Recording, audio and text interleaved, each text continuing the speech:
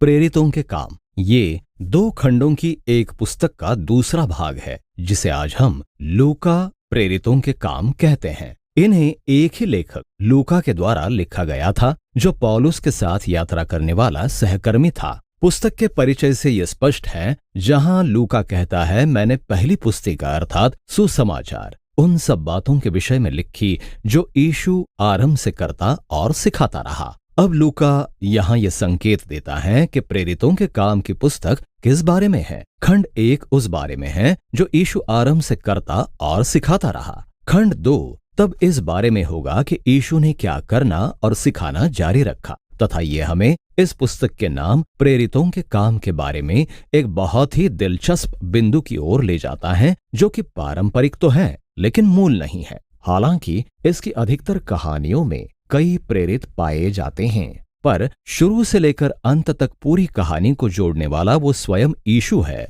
जो प्रत्यक्ष रूप से या अपने आत्मा के द्वारा कार्य करता है। इसलिए इस पुस्तक का और भी उपयुक्त नाम ये होगा, यीशु और पवित्र आत्मा के काम। पुस्तक का परिचय बताता है कि कैसे जी उठा यीशु लगभग 40 दिन चेलों को परमेश्वर के राज्य के विषय में सिखाते हुए बिताता है। ये इसे लूका के सुसमाचार के वृत्तांत के साथ जोड़ता है, जहां यीशु ने दावा किया था कि वो इस्राएल से आरंभ करके सारे संसार पर परमेश्वर के राज्य को पुनर्स्थापित कर रहा है। इसलिए उसने इस्राएल को उसका अनुसरण करने के द्वारा परमेश्वर के राज्य के अधीन रहने के लिए बुलाया, और वो तब राजा के रूप में सिंहासन पर बैठा जब उसने अपना जीवन बलिदान कर दिया और फिर अपने प्रेम के द्वारा मृत्यु पर विजय प्राप्त की। अतः प्रेरितों के काम की पुस्तक जी उठे राजा यीशु के द्वारा अपने चेलों को उसके राज्य के जीवन के बारे में निर्देश देते हुए शुरू होती हैं। वो प्रतिज्ञा करता है कि पवित्र आत्मा जल्द ही आएगा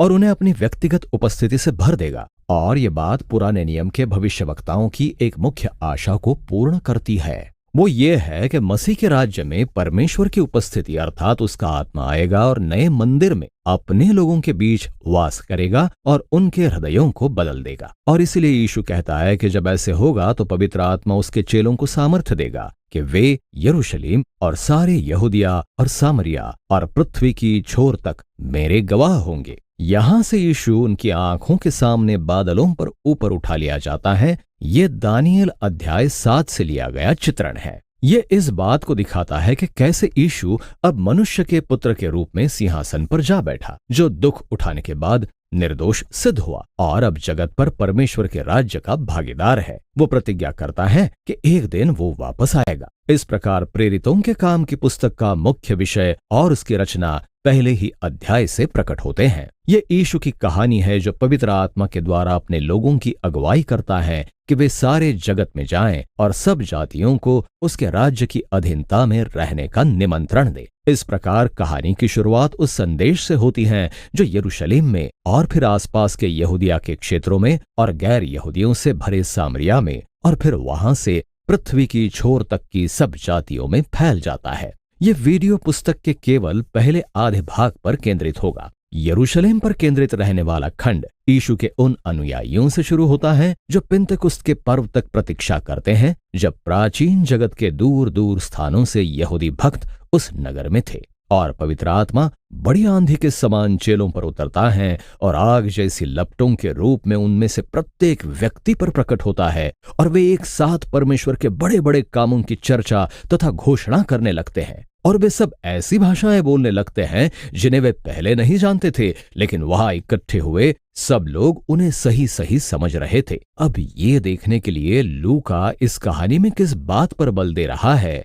इन सब चित्रणों की पुराने नियम की जड़ों को देखना महत्वपूर्ण है। सबसे पहले आंधी और आग, तंबू और मंदिर में परमेश्वर की महिमा से भरी अग्निमय उपस्थिति की कहानियों की ओर एक स्पष्ट संकेत है, और ये उस भविष्यवाणी प्रतिज्ञा से भी जुड़ा है कि परमेश्वर मसीह के राज्य के नए मंदिर में आकर अपने आत्मा के द्वारा वास करेगा। और इसीलिए यहाँ प्रेरितों के काम में परमेश्वर की अग्निमय उपस्थिति किसी इमारत में नहीं बल्कि अपने लोगों में वास करने के लिए आती है। लूका कहता है कि भविष्यवक्ताओं द्वारा प्रतिज्ञा किया गया मंदिर यीशु का नया वाचाई परिवार है, अर्थात यीशु के लोग हैं, और ये उस दूसरी बात से जोड़ता है जिसे लूका यहाँ कहना चाह रहा है। भविष्यवक्ताओं ने प्रतिज्ञा की थी कि जब परमेश्वर अपने नए मंदिर में वास करने आएगा तो वो इस्राएल के सारे गोत्रों को मसीहा राजा की अधीनता में एक करेगा और परमेश्वर के राज्य का सुसमाचार फैलेगा और सब जातियों में सुनाया जाएगा। लूका उन सब इस्राएलियों की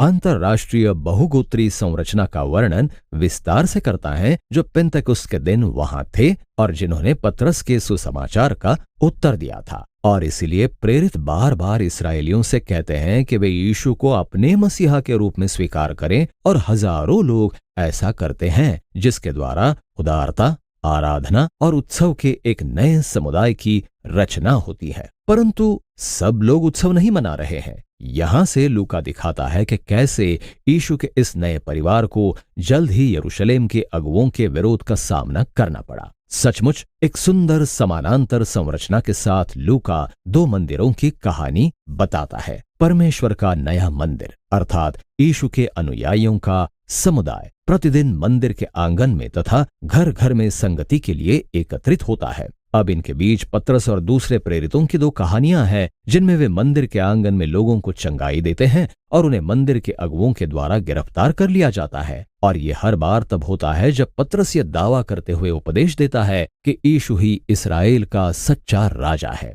और इन सब के बीच में यीशु के अनुयायियों की एक कहानी है, जिसमें वे गरीबों की सहायता करने के लिए अपनी धन संपत्ति बेचकर एक साझे कोष में जमा कर देते हैं, जो कि सचमुच एक अच्छी बात है। लेकिन लूका द्वारा इसका यहाँ उल्लेख करना तब तक एकाएक सा लगता है जब तक आप ये महसूस नहीं कर लेते कि ये तोरा के नियमों में बताई गई एक रीति थी और इसका संचालन यरूशलेम के मंदिर और उसके अगुओं द्वारा होना चाहिए था। अतः यहाँ लूका का तर्क स्पष्ट है। यीशु के समुदाय का नया मंदिर परमेश्वर के उस उद्देश्य को पूरा करता है जो उसने हमेशा से यरूशलेम के मंदिर के लिए रखा था, अर्थात एक ऐसा स्थान जहां स्वर्ग और पृथ्वी आपस में मिलें, जहां लोग परमेश्वर की उदारता और चंगाई देने वाली उपस्थिति का अनुभव करें। इन दो मंदिरों के बीच का संघर्ष प्रेरितों के काम अध्याय 6 और 7 में पूरा होता है। ये सताव की पहली लहर है। अब यीशु के अनुयायी लगातार बढ़ते जा रहे थे, इसलिए उन्हें और अधिक अगुओं की जरूरत पड़ रही थी। और उनमें से एक स्तिफनुस यरूशलेम में यीशु का एक साहसी गवाह बनता है।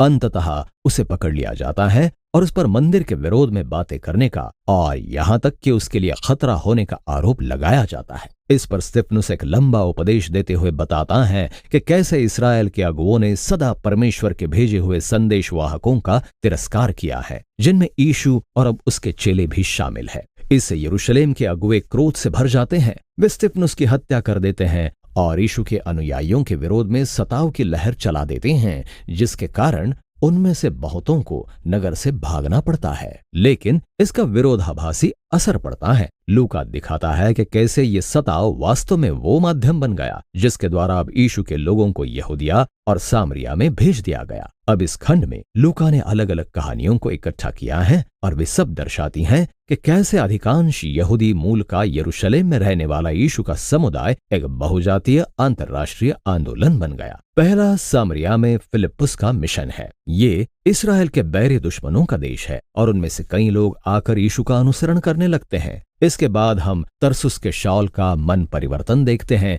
जिसे बाद में पौलुस के नाम से जाना गया। जब तक उसकी भेंट व्यक्तिगत रूप से जी उठे यीशु से नहीं हो गई, तब तक वो यीशु के अनुयायियों का कट्टर दुश्मन और सताने वाला था, और फिर वो यीशु का जोश से भरा समर्थक बन गया। अगली कहानी पतरस के उस दर्शन के बारे में है कि कैसे परमेश्वर गैर यहूदियों को अशुद्ध या यीशु के परिवार में शामिल होने के अयोग्य नहीं मानता। अब पतरस पवित्र आत्मा की अगुवाई में एक रोमी सैनिक के घर जाता है जो गैर यहूदियों से भरा हुआ है, और वे सब यीशु के सुसमाचार को ग्रहण करते हैं। वास्तव में पवित्र आत्मा उन पर ऐसी सामर्थ्य से उतरता है जैसे वे अध्याय 2 में यहूदी चेलों पर उतरा था। ये सारे विषय अंताकिया की कलीसिया की स्थापना के साथ जुड़ जाते हैं, जो रोमी साम्राज्य के उस भाग का एक सबसे बड़ा और विशाल महानगर था। और लूका हमें बताता है कि यरूशलेम की कलीसिया का एक यहूदी अगुवा बरनबास पौलुस के साथ गया ताकि कलीसिया के इस समुदाय की अगुवाई करने में सहायता मिले। इस प्रकार वो इतिहास की पहली बड़ी बहुजातीय कलीसिया बनी। यहीं पर यीशु के अनुयायियों को पहली बार मसीही कहा गया और यहीं से पहले अंतर्राष्ट्रीय मिशनरियों को भेजा गया। हम यहाँ यीशु द्वारा दी गई आज्ञा को पूरा होते हुए देखते हैं और यह हमें लूका की कहानी के शेष भाग की ओर ले जाता है। लेकिन अभी के लिए प्रेरितों के काम की पुस्तक का आधा भाग यही है।